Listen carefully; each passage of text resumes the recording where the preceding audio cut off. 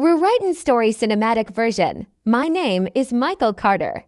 I'm 42 years old, and 3 years ago, my wife ended our marriage in front of 500 people. At her PhD graduation, not in private, not with dignity, but right there on stage while everyone was clapping for her success. That success. I paid for it. 12 years ago, Nikki said she wanted more than being a shop owner's wife. She wanted a PhD in sociology, power structures, gender dynamics, big ideas. So I gave her everything. I sold my business, took loans, worked extra jobs, funded her entire future. For 7 years, she lived away for studies. I raised our son, Austin, mostly alone. Sent money every month without missing a beat. When I was diagnosed with early diabetes, I didn't even tell her. She had exams. I didn't want to disturb her focus.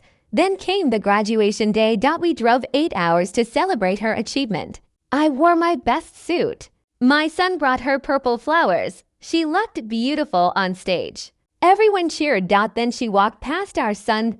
No hug, no smile. She stopped in front of me and handed me an envelope. Divorce papers, right there. I need space to grow, she said calmly.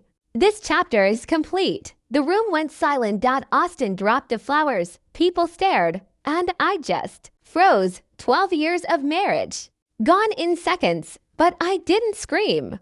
I didn't beg. I signed the papers right there. And I walked out with my son. That night, we didn't go home. We checked into a cheap motel. Austin asked me, "Dad, are you okay?" I looked at him and realized something. I wasn't angry. I was exhausted, not just tired, but finished. So I made a decision. We disappeared. I sold what was left of my business, closed accounts, cut ties, burned every bridge that kept me connected to that life. We moved to a small town called Riverside, a place where nobody knew us. At first, I just wanted silence, but silence slowly became healing. I started working at a small marina fixing boats. Simple work, honest work, for the first time in years. I slept peacefully. Then I noticed something. This marina was failing. Bad management, no structure.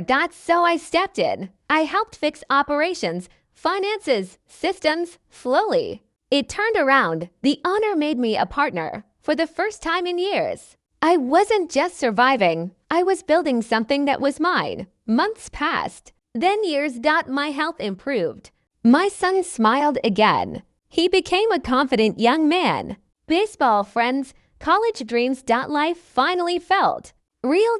Then one day, I learned something. Nikki was looking for me. At first, I ignored it, but she kept digging until she finally found me. She showed up at the marina one morning. She looked different. No confidence, no arrogance, just exhaustion. I made a mistake, she said, but it wasn't regret for losing me. It was regret for losing her own life after the consequences hit. She tried to explain, to justify, to rewind time, but I stopped her. You didn't lose me that day, I said. You left me, and I didn't break. I rebuilt. She stood there silent, realizing there was nothing left to take back. Whatever happens to you now, I said, is not my burden anymore. And I walked away, this time, without pain, without anger, just closure. Years passed. My marina grew into a successful business. I started consulting.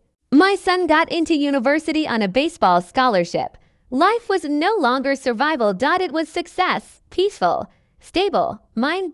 Then one day, I got a message. Nikki had passed away in a car accident. Inside the letter she left behind, she admitted everything. That she used me, that she lost herself chasing ambition, that only after losing everything did she understand what I had given her. There was no request for forgiveness.